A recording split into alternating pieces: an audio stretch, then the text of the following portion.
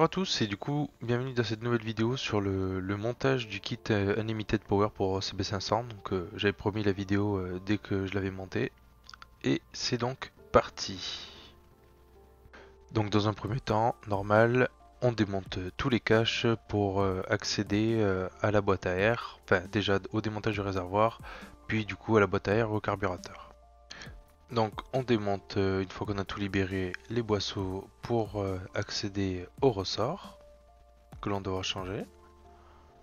Voilà, les ressorts qui vont apparaître incessamment sous peu, le suspense est totalement intense. Donc à remplacer du coup par les ressorts qui sont un peu plus longs, comme vous allez le voir dans la photo qui va suivre, fournie avec le kit.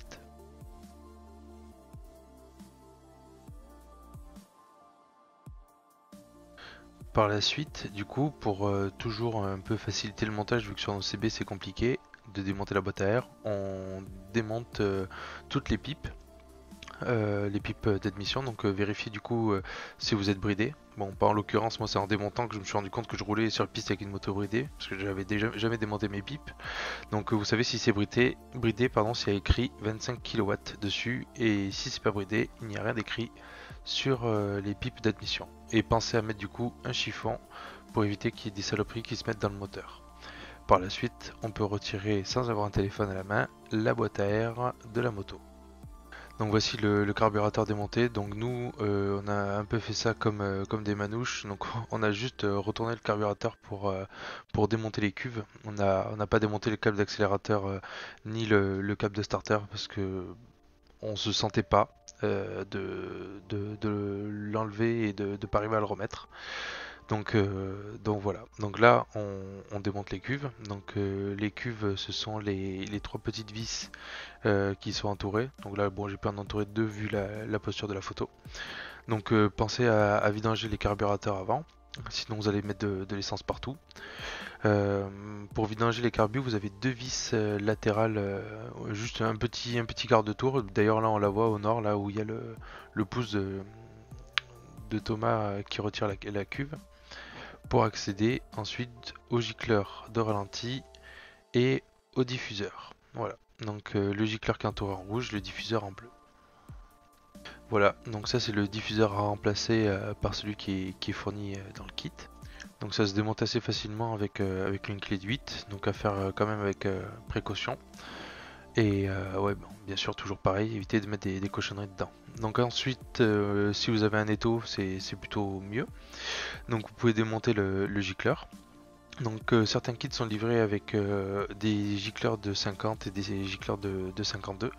Les gicleurs de 52 sont pour ceux qui ont une préparation un peu plus optimisée, genre avec les arbres-cam refaits et avec des pistons de 900 CBR boîtier CDI. Donc voilà, pour un peu optimiser un peu plus le truc. Donc là c'est la partie où on va devoir percer, enfin réaliser du moins, enfin percer à l'intérieur du...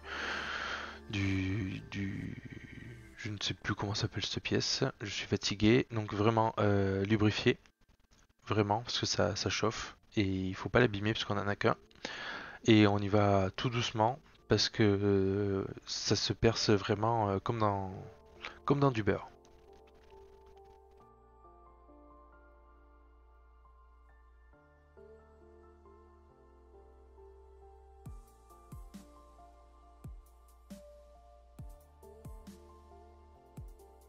Il faut bien entendu que la perceuse arrive à une vitesse assez élevée pour pas qu'elle bloque et qu'elle commence à abîmer l'intérieur.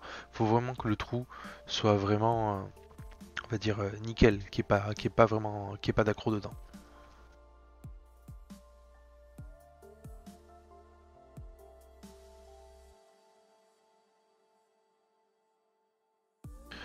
On nettoie, donc soufflette, donc on spray comme pour les PC ou si vous avez un compresseur à la soufflette. Et ensuite on va réaliser le troisième trou de la rangée de 3, donc il y en a deux à faire.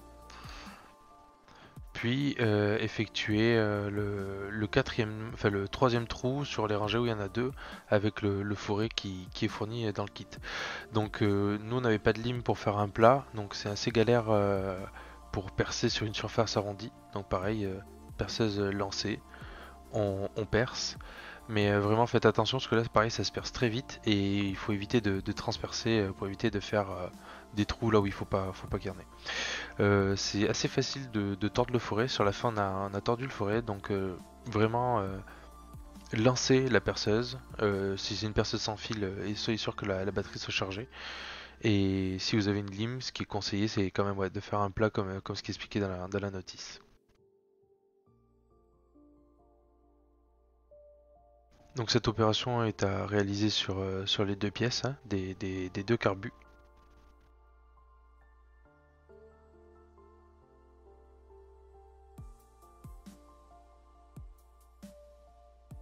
Et ensuite il faudra simplement revisser le gicleur, enfin sortir le gicleur de 122 qui est de série et mettre pour la majorité des gens le gicleur de 250 qui est fourni avec.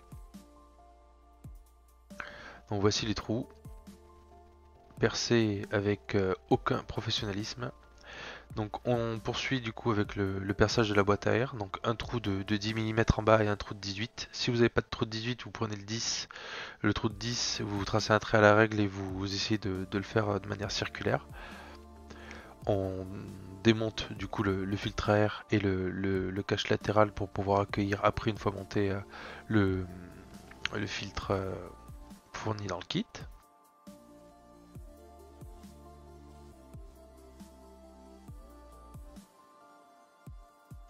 Là, c'est une fois la boîte à air remontée, il faut remettre la durite de 10 à l'intérieur en la coupant et en la scellant avec du joint, forcément. On supprime le reniflard et on inverse le coude tout en coupant la durite et en la scellant avec du joint. Ah ouais, ouais. Ok, on sort ça. Ça, on va faire rentrer là-dedans. Ouais, oui, faut vraiment raccourcir sinon ça plique. Hein. Ouais. Ok. Bon, d'accord. Voilà, bien scellé correctement.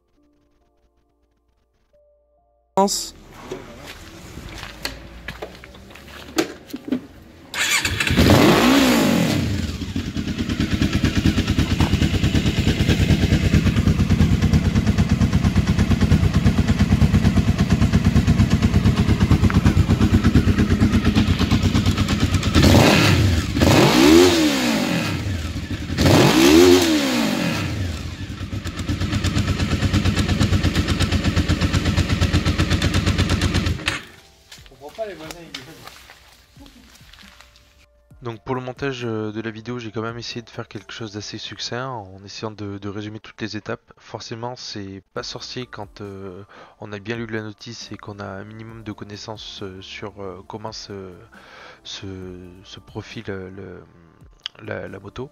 Par exemple, nous, pour démonter la boîte à air, on a passé à peu près 40 minutes.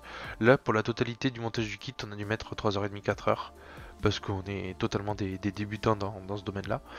Donc ça se fait quand même assez facilement. La moto démarre, on l'a testé première, deuxième, troisième sur une route. Bon, vous avez vu, c'est une moto de piste, donc je pouvais pas aller très loin. On se passera de la selle racing qu'il y a sur la moto et des amortisseurs chinois qui sont pourris. Mais vraiment, je pense que ça apporte un gros plus. Déjà, bon, on l'a bien vu sur les courbes de puissance qui sont données avec le kit. Mais j'ai vraiment hâte de la tester sur circuit. Bon, sur ce, bon montage, faites attention à vous et portez-vous bien. Ciao!